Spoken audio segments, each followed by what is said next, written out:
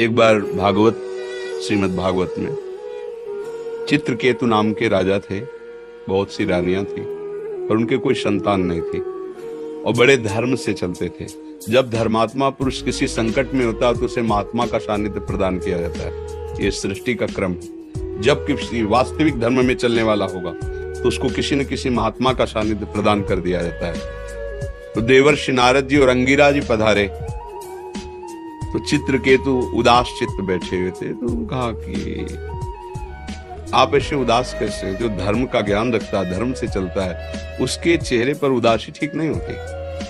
तो उनका महाराज, इस समय मेरा मन पुत्र मोह से युक्त है, मुझे संतान चाहिए, आपका ज्ञान उपदेश नहीं। संतान मिलेगी तो मेरे को शांति मिलेगी, आपके उपदेश से नहीं। तो मुस्कुरा दिए। ममता रत सन ज्ञान कहानी व्यर्थ ही जाती है, सिद्धांत है। उनका वैसे राजन, आपके भाग्य में पुत्र सुख है नहीं, पूर्व कर्मानुसार आपको पुत्र सुख नहीं है।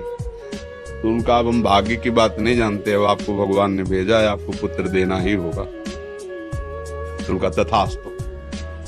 सर्व सामर्थ्यशाली महात्मा है, पर आपको हर्ष और शोक दोनों की प्राप्ति होगी। इस शब्द को नहीं समझ पाए और राजी हो गए।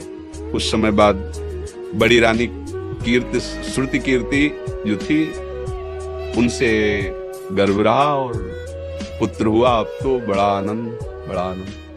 जो और रानियां थी उन्होंने देखा अब राजा सीधे उसी महल में जाते, क्योंकि पुत्र का उत्साह। और बड़ी रानी तो हर समय, जो समय राजकाज से, वो बड़ी रानी के महल में। अब ईर्ष्या ने वो रूप धारण किया कि सब जो और थी वो सब जल गई। उन्होंने कहा कि क्या उपाय किया जाए? महाराज तो हमारी तरफ मुड़ते भी नहीं, हमारे महलों की तरफ सीधे। बोले, हम सबके बीच में एक ही बाधा है, वो बालक। जब से वो आया तब से अगर वो, बोले हाँ ठीक, तो एक पर्सनल दासी को तैयार कर लिया, अर्थ आदि का प्रलोभन देके और दुग्ध में जहर मिलाकर रानी की अनुपस्थिति में पिला दिया और नवजात शिशु मर गया। रानी जब लौट के आई, देखा शरीर नीला, हाहाकार मच गया। फिर राजा को जब खबर गई तो पछाड़ खा के गिर गए, दौड़ते गए। वो विकल थे, मैं प्राण त्याग दूंगा, अब तो जीवन। उसी समय देवर्षि नारद जी, अंगिरा जी फिर आ गए। तो उनका, महाराज, बोले आपको याद होगा हमने कहा था हर्ष और शोक दोनों प्राप्त होंगे। हर्ष ये पुत्र हुआ और शोक की जीव का इतना ही केवल संस्कार था।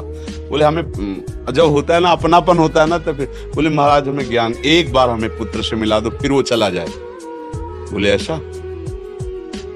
मंत्र बल से युक्त थे, आकर्षण किया, जीवात्मा सामने आई। बोली बेटा इस शरीर में आ जाओ, एक बार अपने पिता को देख लेने दो। तो ये पिता जानते हो कौन है? वो जीव बोला, अरे कई बार मेरी पत्नी बना, कई बार मैं इसका बाप बना, कई बार। वो जब अपना प्रवचन शुरू किया ना, बोले प्रभु हमें नहीं चाहिए, इसको कह दो चला जाए। ये हम लोग रहस्य नहीं जानते ना कर्म का, इसलिए हम सब दुखी होते हैं।